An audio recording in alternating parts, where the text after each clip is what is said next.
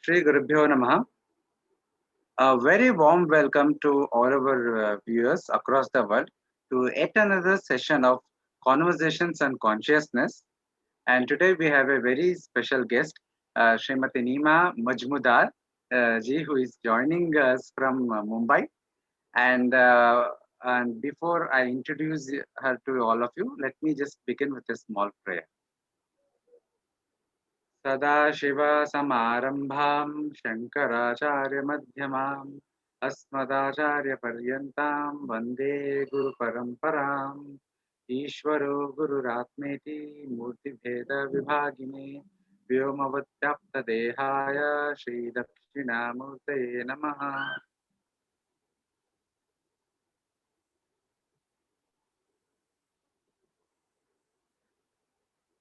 So Neema Majmudar ji has a very unique combination of personal background, international exposure, education, and depth of spiritual knowledge, and which makes her a very unique teacher of Indian philosophy.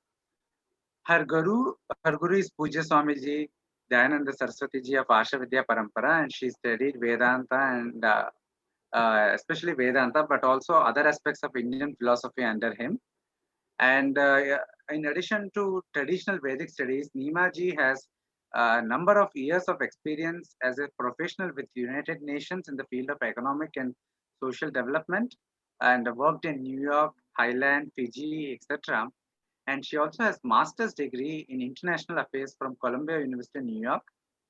Since 1999, Neema ji has been attending conferences, conducting seminars, retreats across the world in the domain of personal development and philosophy. And she conducts many of these seminars and retreats along with her husband, Surya Tahora, and incorporates both elements of Indian philosophy as well as elements of Western psychology. So, and they have a website, you must visit it. It's a bilingual website in French and English called Wisdom of the Rishis, wisdomofrishis.com. And you can read more about their work, about their classes and upcoming events, everything there. And she has co-authored one book called Living the Vision of Oneness with her husband. And recently, she has also co-authored a book with her students and titled Finding Meaning in Life with the Bhagavad Gita. A very warm welcome to you, Neemaji, and thank you for accepting our invitation immediately and giving us this interview. Thank you very much, Nithin ji. I know Mr. Hari Kiran ji for many, many years. I met him at Swamiji's ashram in Anekati, and we had a very good contact with each other. So Advaita Academy is something that, they have nurtured us and they have shown so much interest in our activities. So I'm very happy to be here today. Thank you. First of all, huge congratulations on the publications of your new book. And so my first question is the new book itself. So tell us about this book on this Bhagavad Gita, and how did the book shape up, and what are its message, what are its intended or audiences, and what can a seeker of Vedanta take home from the book? Okay.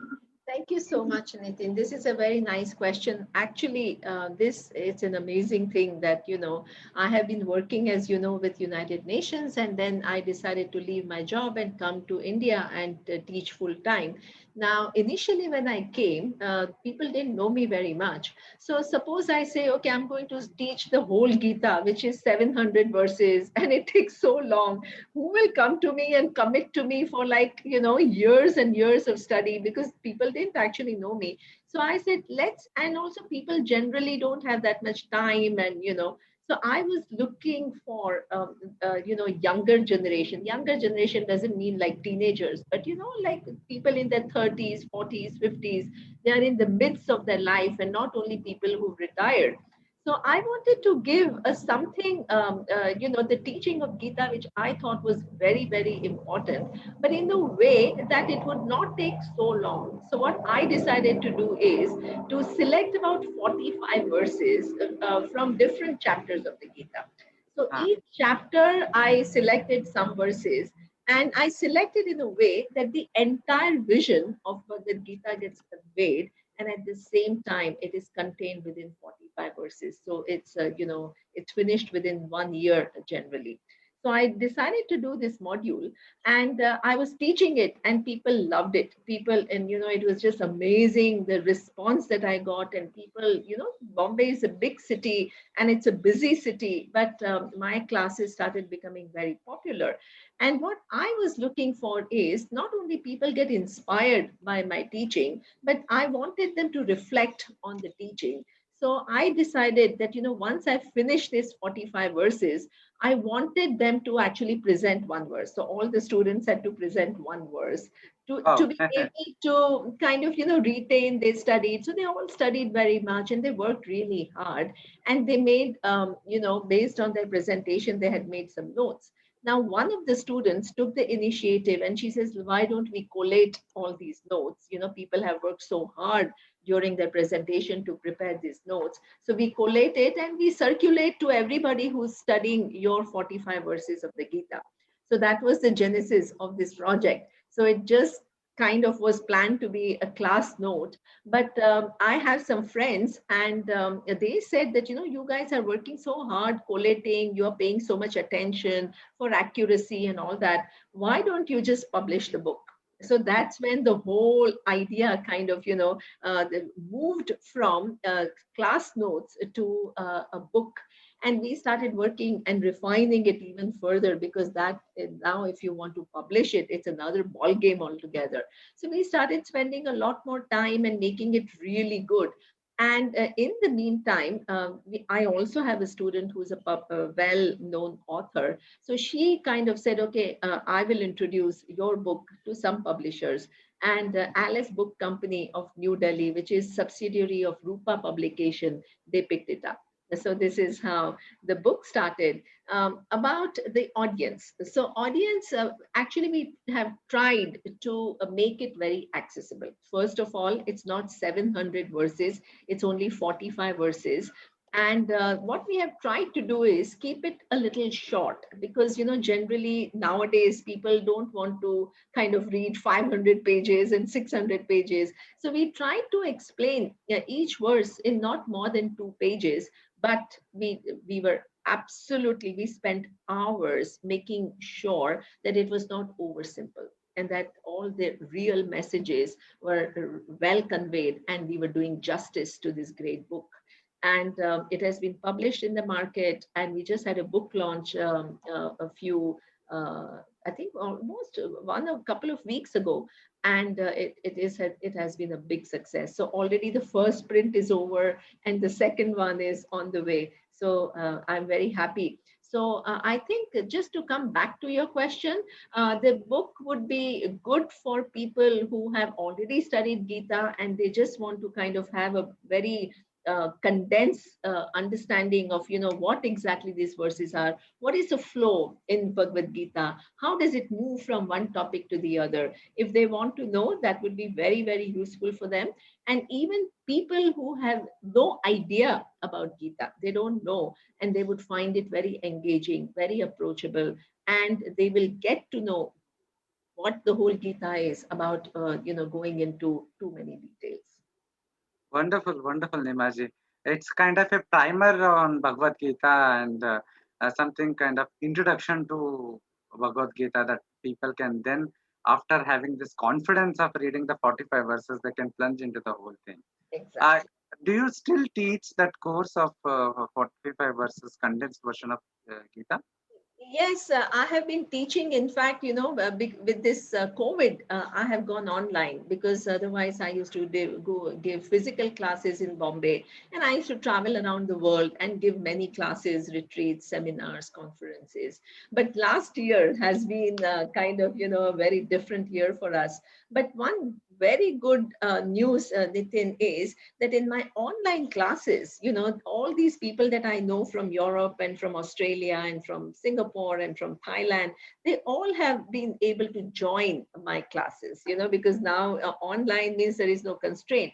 So now this Bombay people who are studying with me already, along with all this, so the student body has become very diverse, and the classes have become bigger in size, and and the discussions are amazing. I try to give interactive classes because I don't want people to just sit passively and listen to some scriptures and not think about it. So the discussions have become very vibrant, so I love it. I've just concluded, I was doing this 45 verses, I have concluded two series, and now I have started, people are ready now, Nitin, for the entire Gita. So I have two classes. One is on Saturday and the other is on Tuesday. Tuesday, I'm doing verse by verse, starting from first chapter. And Saturday, I'm doing seventh chapter onwards. So this, Wonderful, yeah. wonderful. You made a very important point while explaining that you have tried to simplify the teachings, but not too simple, such that nuance is no lost. I think that is the greatest challenge that modern teachers face, especially. It may be any Indic knowledge systems, it may be Vedanta, it may be any others, to convey it in a way because for historical reasons, the current society has been completely kind of disconnected from our own mother tradition. So, Absolutely. so we kind of find it difficult to actually understand the complexity of the text, complexity of the concepts. So, as a teacher who has been teaching for decades now, um, so how do you go about this? I mean, do you what is the fundamental uh, approach? What are the some of the challenges you have faced while simplifying the Shastric concepts, while translating kind of transcreating it in English? That is one challenge. The transcreating the Sanskrit concepts from the text into English language and then simplifying it further, but without losing the essence of the meaning, without losing the nuances, the different dimensions of the meaning. So, can you share about your experience? Yeah. This, thank you. This is a very important point. Suppose you make the whole teaching irrelevant. Then what happens is we have such an amazing spiritual heritage. And if you're not able to adapt the teaching style, right, to the present needs, then what happens over a period of time? I know many people who complain that only 70 plus people come to my class, and and there's nothing wrong with that. I don't have any problem with that. But you want people who are engaged in the society, to make use of this knowledge, and people from all walks of life, whether they are political leaders or they are business leaders or they are thinkers, you want to influence them. So one thing I do remember that my teacher told us, that one thing we are traditional teachers, so we cannot sacrifice what the sanctity of the teaching. So you can't make it overly popular, right? And you just kind of cater to the modern needs and change the whole teaching and make it all frivolous. You can't do that, right? You have a whole, you just chanted Guru Shishya Parampara, Sada Shiva Samarambham, Shankaracharya Madhyamam, Asmadacharya Paryantam, Vande Guru Parampara. You have a responsibility towards this teaching tradition. So you can't make it over simple at all. But the beauty is, how can you convey? See, it's very easy to sound complex, right? But if you have really understood some ideas, you're able to convey it clearly. So this is why I just want to give you two examples. Yes, One is Albert Einstein. Once Albert Einstein came up with a formula, and he was looking at it, and then he says, this can't be the right thing. So somebody asked him, why not? He says, no, this is too complex. The truth is elegant and simple. And the second thing, some people told my teacher, Swami Dayananda, and they said, Swamiji, you are very simple. He said, I'm not simple, I'm clear. Whenever you're clear, you're not overly complicated. It's very easy to hide behind Sanskrit. It's very easy to start quoting here and there and to sound like a scholar and, put on this whole thing that I know Shastra and all. It's very easy. But to convey ideas to people, these profound ideas clearly and,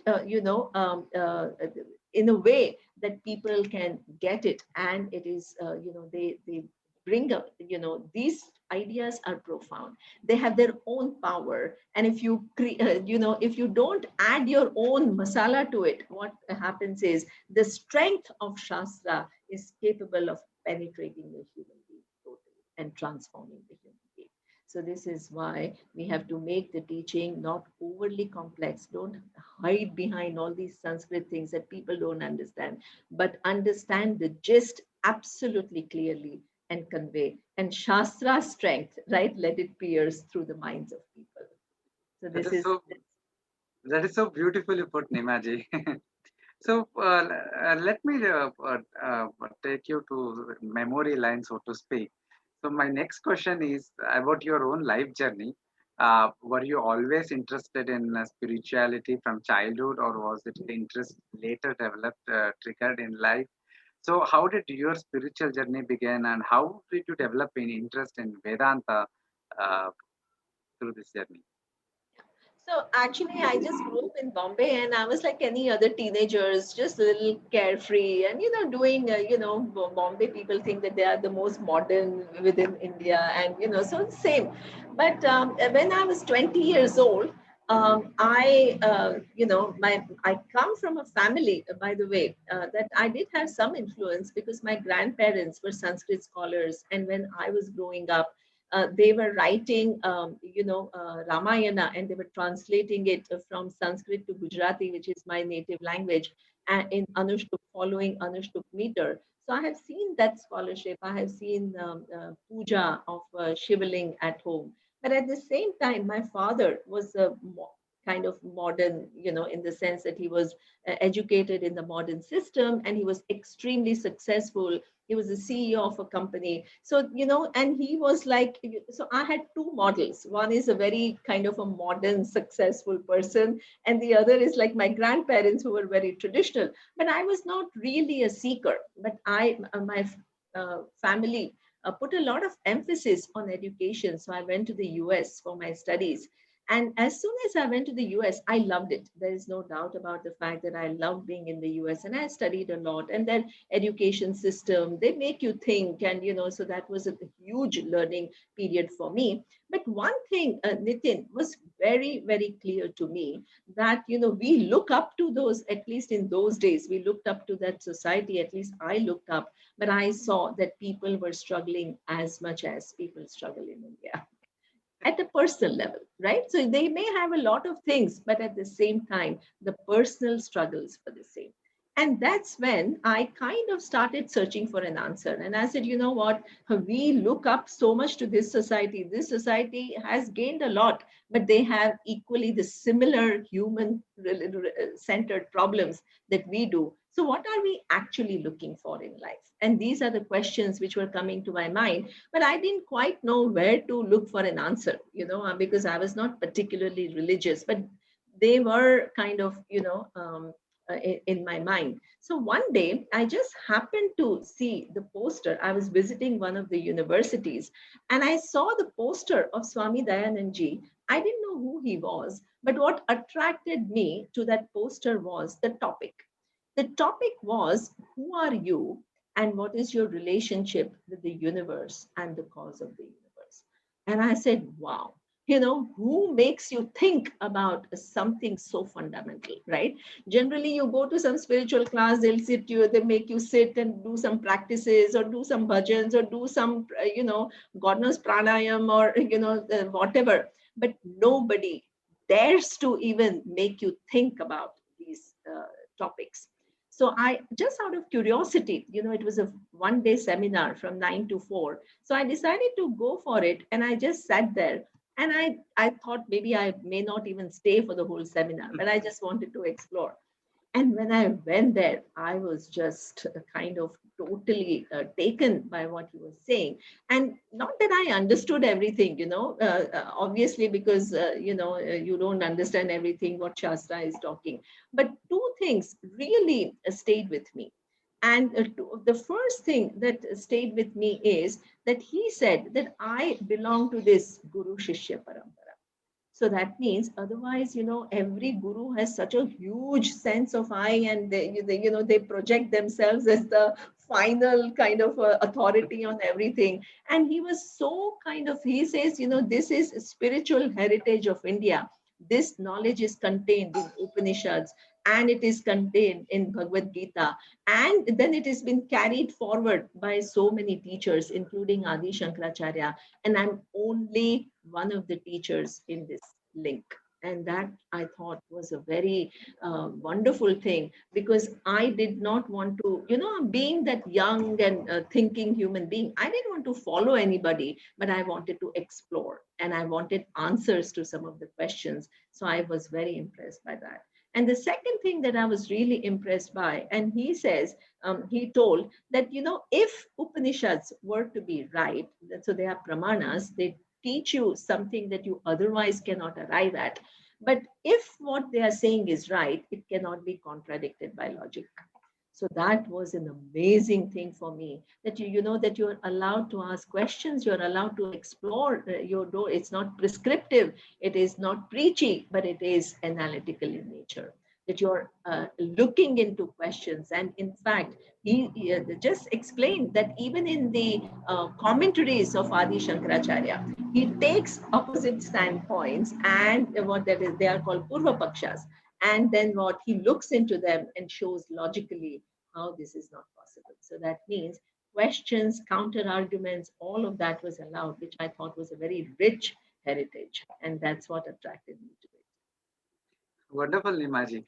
You made a very important point that I have also realized to be true, that all of us who are products of modern education, modern scientific education, we have been trained to think in a certain way wherein we consider only the empirically validated knowledge as the knowledge, true knowledge or truth, and everything else is falsity. The verification principle and this falsification principle and all. So we have lost the notion or understanding of the pramana, what the Shastras call as pramana.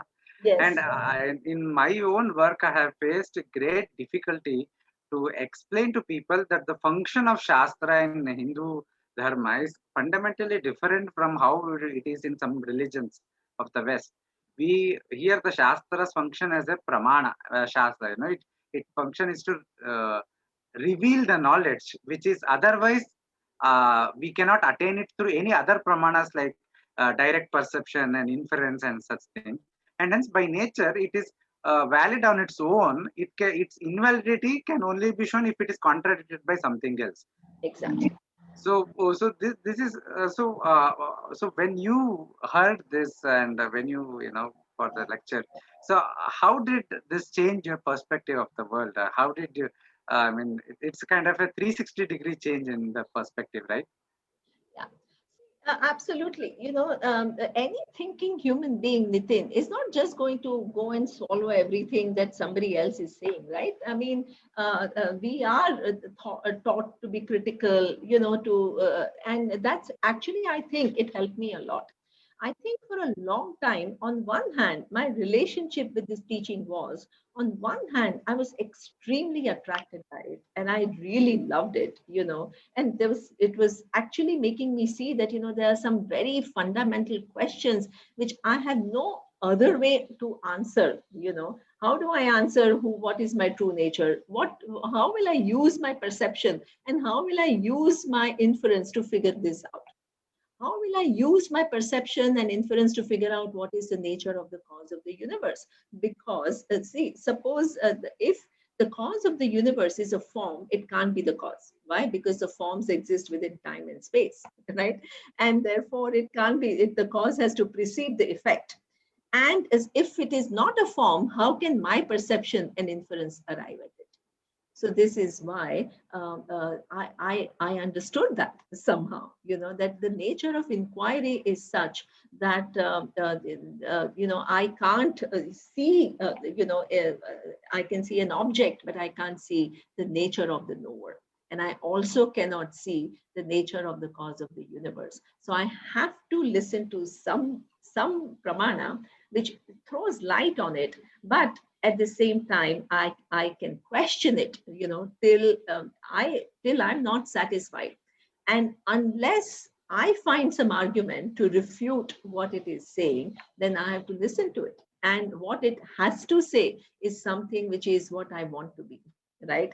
That is the key, because you want to be free from limitation. That is the most innate need of a human being, that you want to be free from limitation, you want to be free from mortality, you want to be free from lack and inadequacy. And what Shastra is saying is, you are exactly what you are seeking. And you have no way to get there. So this is why they are throwing light on yourself, and they are not what afraid of you asking any number of questions. That is, then it becomes a very challenging task, that hey, there is some pramana which is talking about what I'm interested in, right? That what I want to be and I want to know. And then it is showing it, and it is not afraid of you asking a question. So I think if you can convey that to people, right, you're not doing anybody a favor by listening to Shastra. Shastra has a key to your most fundamental problem that you don't know how to solve.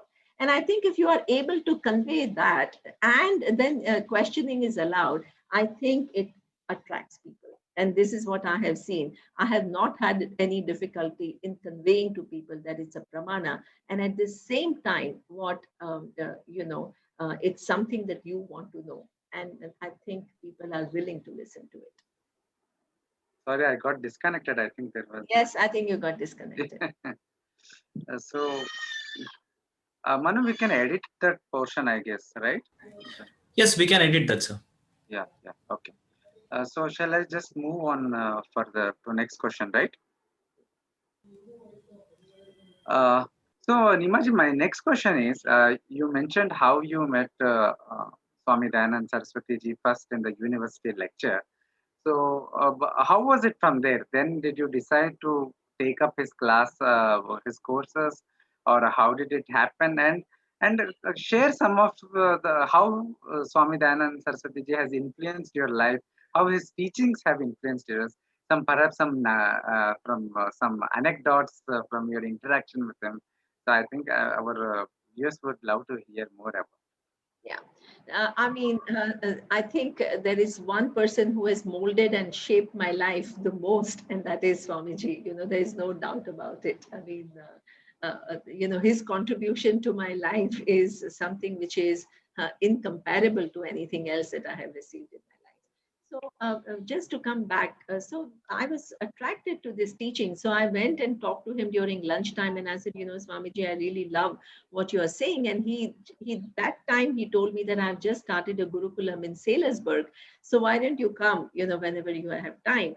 And when I was studying, I was quite busy, and it was ringing in my ears, but still I didn't have that much time. But when I graduated, I decided to kind of go and explore. So I called this ashram, the Salisbury ashram, and they told me that, there is a camp, summer camp, which is going to take place. And I think he was teaching some Upanishad, Kathopanishad.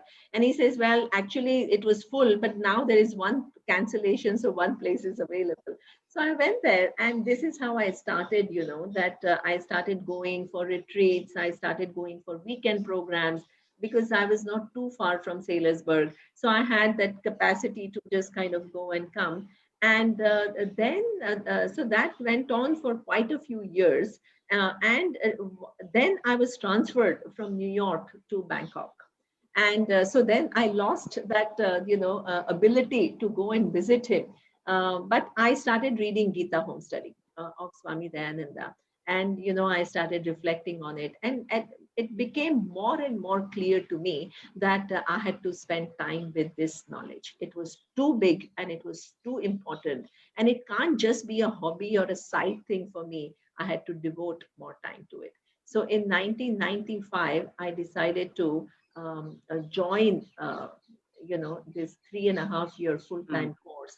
And, life has changed since then. But let me tell you some anecdotes, right? So the anecdotes are the ones that people like, and let me tell you a few which will always stay with me.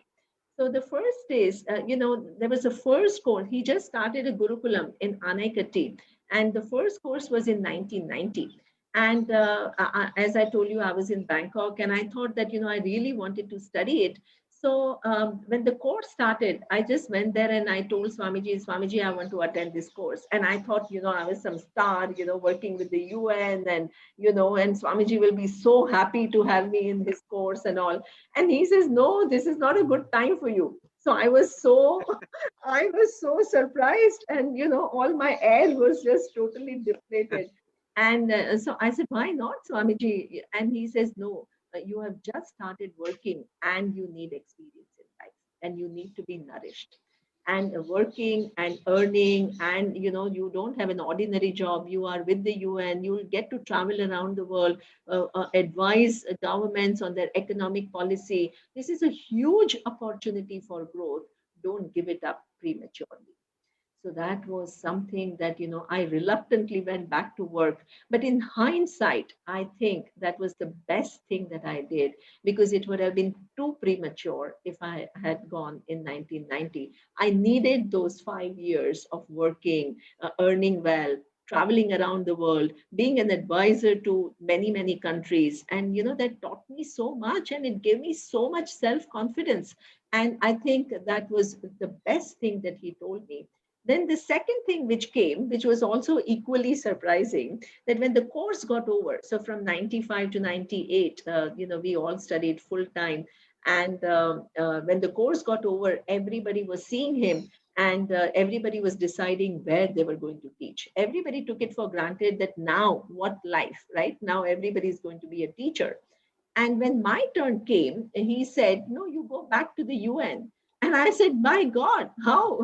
I have not heard anything. I'm in Anaikatti, no telephone, no internet, nothing. My whole life was only Shastra, Bhagavad Gita and Upanishads and prayers and chanting and meditation. What do I know about the world anymore? I had no clue, Swamiji. How am I, first of all, going to get back to work? And secondly, how am I going to perform, even if people take me? And he says, no, you just try and you see. And that was also something which was so good for me, because I could get back and I could do extremely well in my job. And why? Because I think the Shastra gives you clarity of thinking. It gives you sharp mind. It gives you clear mind. So this is why whenever I wrote any policy documents, it stood out because of the clarity.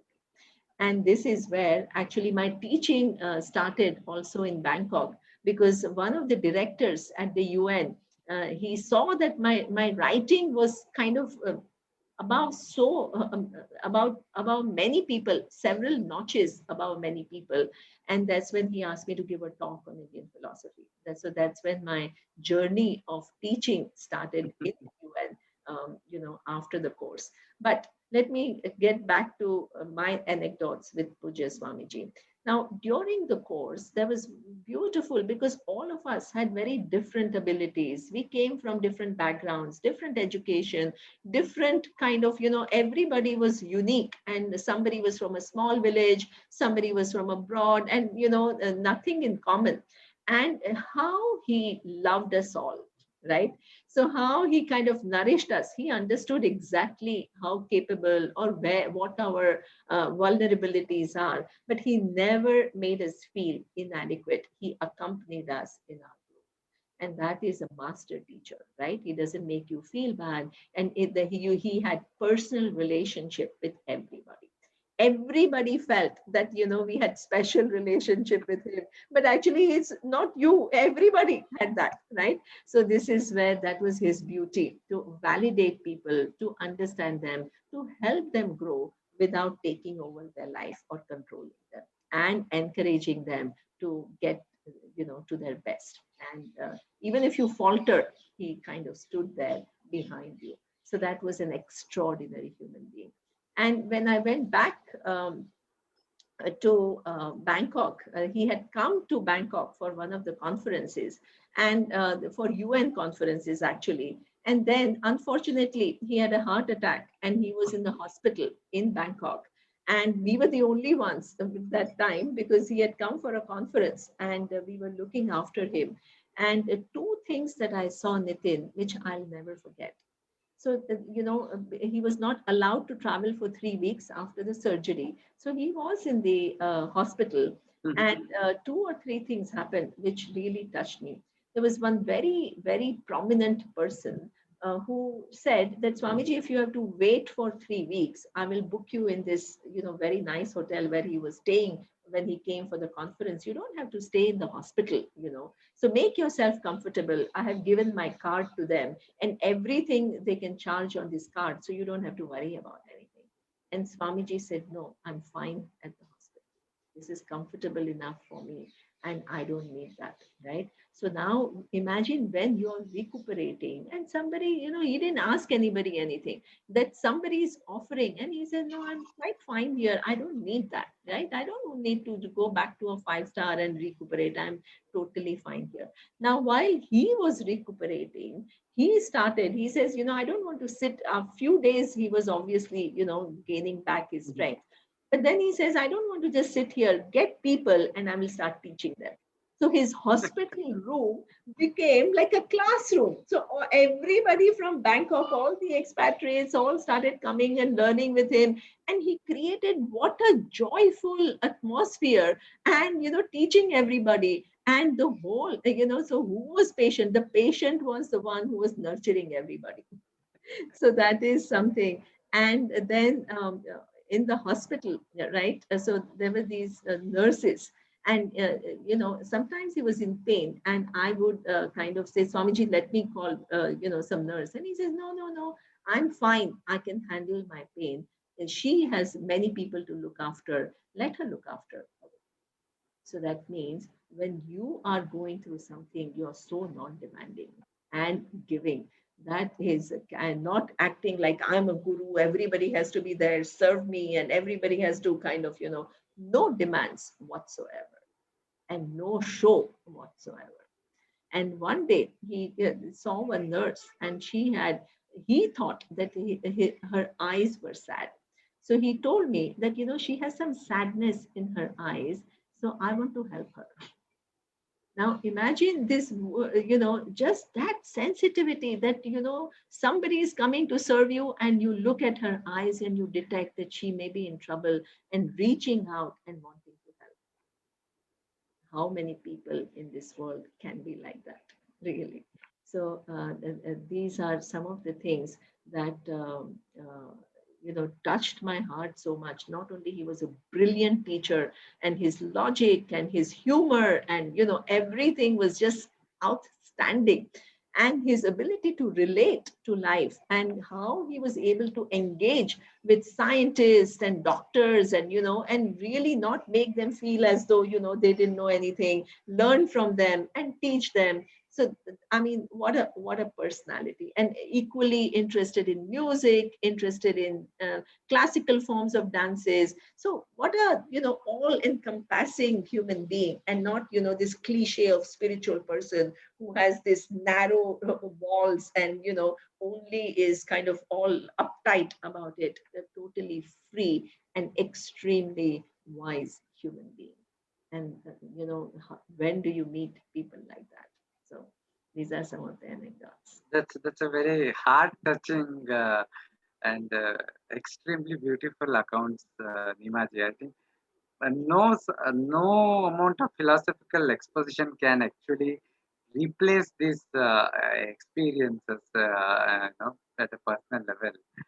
So I always often ask these questions to my speakers for this reason. I mean, the Guru Shishya relationship, I think that is one of the most unique of all human relationships. Thank you for sharing these anecdotes. So moving further, we just discussed, you have been conducting lots of seminars, retreats across the world. and many of your programs are in the domain of personal development and philosophy. So, so can you share more about how you go about this? How Vedanta helps in personal development? What kind of perspective do you teach in this seminar? So I do different kinds of programs, Nitin. One is, I teach, for example, when I go to Europe or I go to Australia, I teach. In Australia, I taught Brihadaranyaka Upanishad excerpts, right? You can't teach the whole thing. In Europe, I taught almost all, I taught Kathopanishad and I taught Mundaka Upanishad, selected verses. And in Rishikesh, when I do retreats, I teach Chandogya Upanishad. I have taught Mandukya. I have taught Brahma Sutra. So I've been teaching, right? So that is my normal traditional teaching. But in addition to that, I also kind of do seminars. And the seminars can be like something called dealing with ups and downs of life, right? Or what is success. So these are what we call a topic. Now I'm doing one more, which is called freedom in relationships. So that means it's not like one text that I teach, but everything that I have learned from the Shastra, I put it in a context where people can actually, where people relate to it and it is people's need. But I bring in Shastra and the knowledge of Shastra to communicate it, but communicate it in a slightly modern way. I give examples of contemporary life. I show PowerPoint presentations. So that means, and I do case studies. So I do role plays. So what happens is it increases the absorbing capacity of a person and the person gets more engaged and it is more participatory. So I do two kinds of programs. One is a traditional teaching text and the other is personal development programs, which have different titles, So. Wonderful, wonderful. You also combine yeah, the Vedanta with Western psychology, neurobiology, and other aspects of modern knowledge systems. So, can you tell us about how do you combine them, and what are the areas of convergence and divergence between these knowledge systems? Yeah. Um, the one thing that Swamiji himself was very very attuned with modern psychology. So it's not that he treated it as something side, because modern psychology also looks at human mind and they have very sophisticated methods and research and all that to look into human behaviors and what guides human behavior. So he was never actually dismissive of it, and he thought that it was very useful to understand. These are some modern tools which are very useful to understand human mind. Now, but if you start using these modern tools, then what is the role of Shastra then? Right? So Shastra becomes redundant, but that can't be the case. So this is where, in that understanding of human mind, if you kind of introduce things like Ishvara, right? Ishvara is a much larger kind of an understanding within which your mind can operate. Then what happens is you not only are aware of Ishvara as one of the manifestations of Ishvara as the psychological law, but you also incorporate law of dharma. You also take into account, how do you grow as an individual? Not only be aware of your psychological whatever issues that you may have to deal with, emotional things that you have to address in life, but how do you kind of expand as an individual? How do you become empathetic? How do you become compassionate? So that kind of an expansion comes when your understanding of the universe undergoes a change. That doesn't just come like that. And this is where Shastras are critical.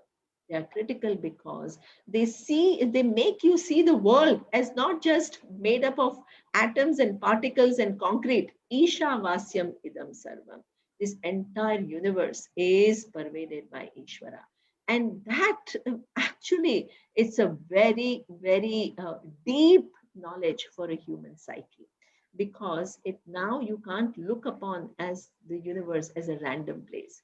You can't look upon the universe as an unfair place. If suppose you feel hurt by some events in your life, you can't just leave You can't just live your life being hurt and dissatisfied and resentful. You have to change your relationship with the universe. So this is where Shastra walks in. It gives you tremendous psychological wealth to, the knowledge that Shastra gives. And also the second thing is very important, that, we all are, we have our own self-image, which is so limited in so many ways and so many complexes we have. Now, Shastra shows a very different vision of you, that what you are Brahman. Even if the person doesn't totally understand what is being talked about, but just understanding that this individual is not the final reality about me, there is a much bigger reality about me, then that individuality, the relationship I have with this individual changes. And it gives me a lot more inner leisure to deal with whatever I have to deal with without totally identifying with this body, mind, sense complex. So this is where you have to use this modern psychology. And it's good because they actually have good methods to understand the mind, but you have to complement it with Ishvara. And because that gives the mind the final expansion. So just very small example. So, in Europe, it's very easy for people to go to a psychotherapist. There are many, they are very good. And a lot of people who come to our program, they say that the way you teach Ishvara, not some technical, okay, it is abhinna nimitta upadana karana, which is true, but it's not some hidden behind some Sanskrit, but it is making you see the presence of intelligence everywhere, pervading you, pervading everybody, and it touches people. And they say that so many deep hurts that we were not able to heal ourselves from, through modern psychology, with the understanding of Ishvara and understanding of the order, we are able to let go. So this is where Shastra has a big, big role to play in expanding the vision of the individual. What is the nature of the universe and what's your relationship with this universe?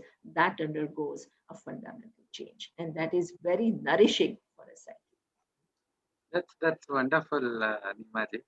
Uh, Incidentally, Ishavasya Upanishad is also one of my favorite Upanishads. And I have written an English commentary on it, which will be publishing next month, I think, hopefully. Wow. Thank you. So, Nice. moving forward, I want to ask more of a question on your personal nature of sadhana. It is Yes. one thing to study Vedanta. It Yes. is an entirely different thing to practice Vedanta, especially for seekers. It is way more difficult, especially for a householder seeker. It is all the more difficult. So, you being a teacher who is also a householder, who is also a practitioner of Vedanta. So, what are some of the challenges that you faced as a householder in the pursuit of Vedanta in your day-to-day life, and how have you overcome it? And what are any tips for other householder seekers of Vedanta like you?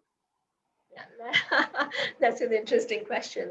One thing that, I had to go through some little difficulties in terms of people's perception. So the first difficulty came when, I wanted to leave my job and attend 3.5-year course. And you can imagine my parents, they're like, oh, she has studied at Columbia and now she's, and she's a diplomat with the UN and now she wants to leave everything and go to some ashram. And that itself is a big thing, but luckily my parents were very understanding and they understood. Then I went back to work after the course, as I told you, and I was teaching, right? So, and I became quite a well-known teacher. Even though I was a full-time professional at the UN, I was teaching on the side. Now my identity started shifting. People started introducing me not as a UN professional, which was my full-time job, but as a teacher of Vedanta. And sometimes I would go to gatherings and all, and people kind of introduce, hey, she's a Vedanta teacher. And Nithin, I would see the face of people which will fall. It's like, oh, what some old knowledge, and what is she a teacher of, So it is like I could actually visually see that they lost interest in me, because I was some teacher of God knows what, some spirituality, which in their eyes, it is all mumbo jumbo. So that was a difficult thing, that they didn't understand what a beautiful teaching it is. And their perception is, oh, now, what is she doing, doing something which is a waste of time. Then, so that was the perception of others. Then when I came to India once with some of my classmates who've all become, sannyasis now, with people with whom I've studied. So I'd gone to Gujarat with some of them. And when people greeted, they would all fall on the feet of the swamis because they are wearing, the orange and all that. And they thought I am some kind of an assistant with that swami. So that also is a perception. So neither in the professional environment, they dismissed me as some vague teacher. And in the traditional environment, they thought that I was, not a swami. So I was, somebody on the side. So this is like the identity that, I said, neither I fit here nor I fit there. But one thing, when you don't fit anywhere, you don't have any crutch to hold on to. You have to have clarity in what you say, because you don't have any external thing to hold on to. What you say attracts people. So I think I'm blessed because I get thinking people in my class. I don't mean to say others don't, but I attract a certain kind of, discerning people who don't only go by the external looks or external things.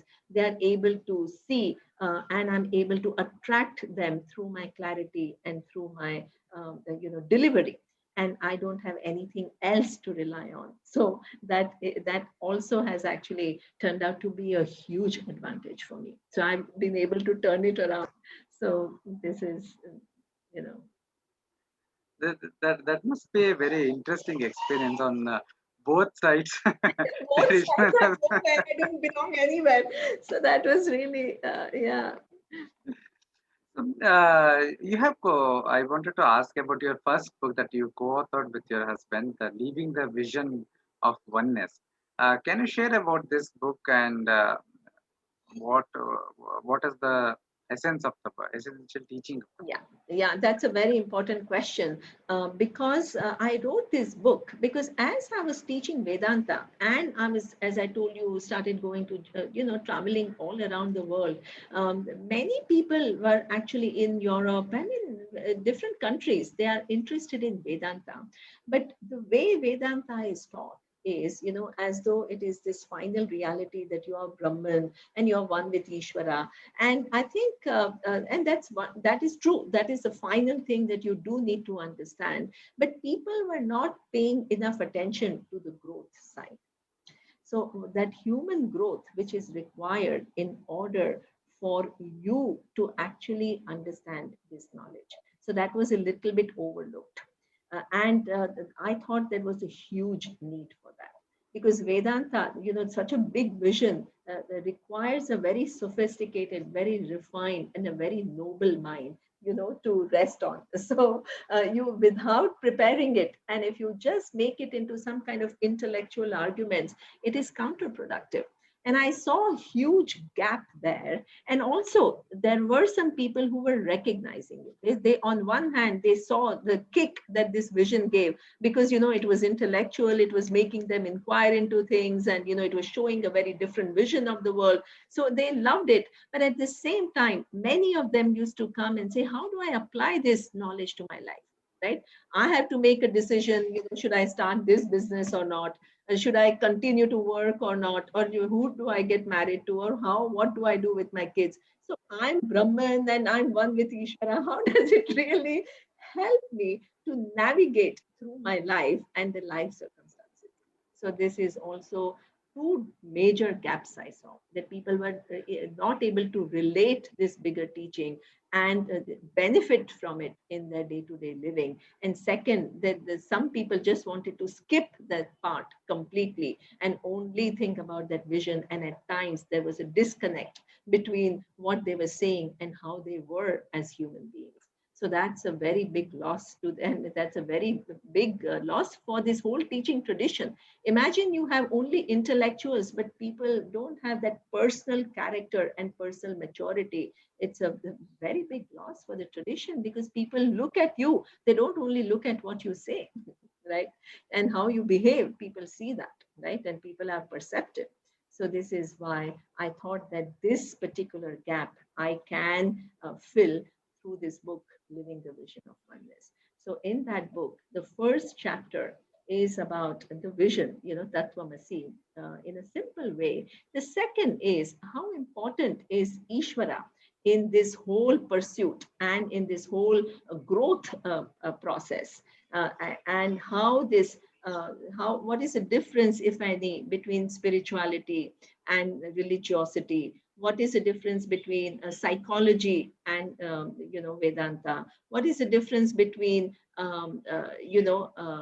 power, gaining powers, and Vedanta? So all these are chapter 2, and the rest of the book is talking about how do you understand, how do you kind of incorporate this vision into day-to-day living. So I have chapters on how understanding this vision will increase your resilience in face of any crisis or any challenges which come. How do you use your faculty of choice, free will, if you understand this vision? Then how do you manage changes? How do you manage your interpersonal relationships? So these are the topics that I have used. So to connect this final vision with growth and make it relevant for people in present day. So this is the purpose of the book.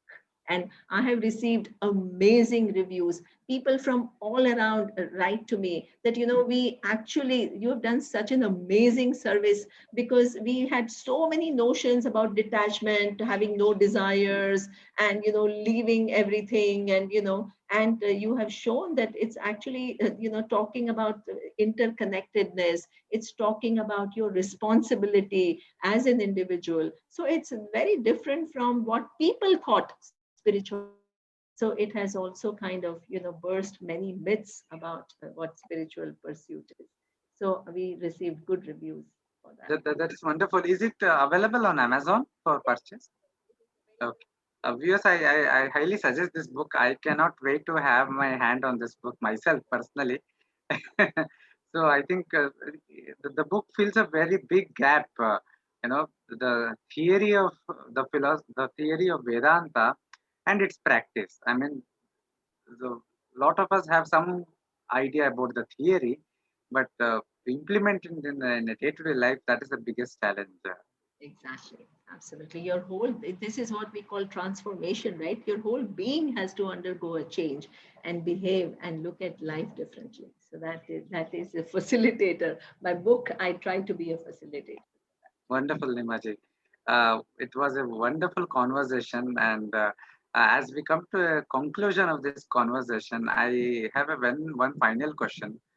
What are your final comments, final suggestions for a new beginner, absolutely new seeker of Vedanta, somebody who has just heard about Vedanta and who wants to start? I mean, especially in today's time, most of us are doing self-study. Before we actually even approach the teacher for a Yeah. more serious study, we do a lot of self-study. So, for such a person, what are your suggestions?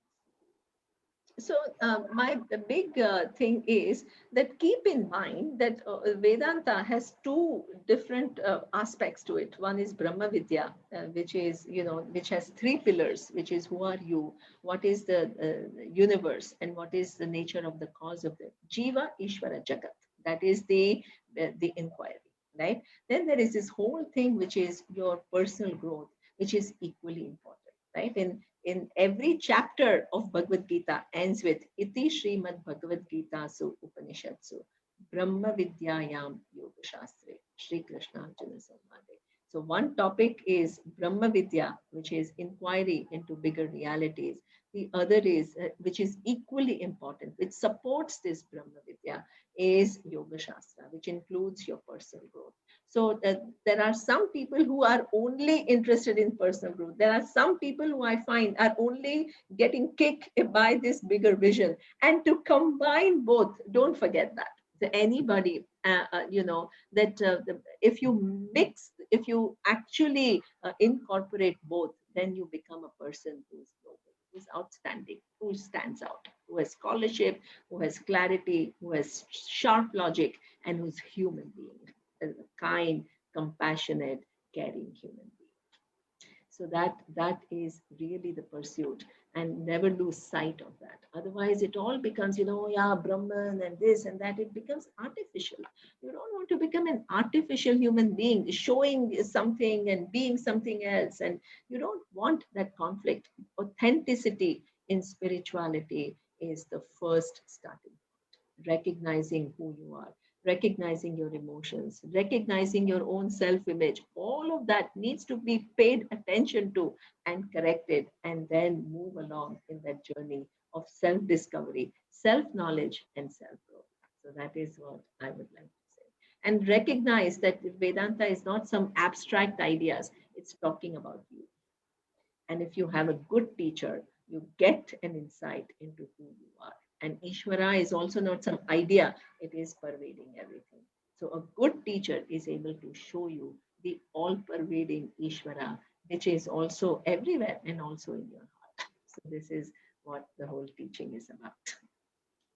Beautifully put, Neema ji. Absolutely wonderful. Thank you for enlightening us with all these beautiful nuggets, beautiful insights, and completely uh, perspective changing paradigms. Thank you for this absolutely wonderful session, and we look forward to more sessions from you on Advaita Academy. Shri Guru. Thank you.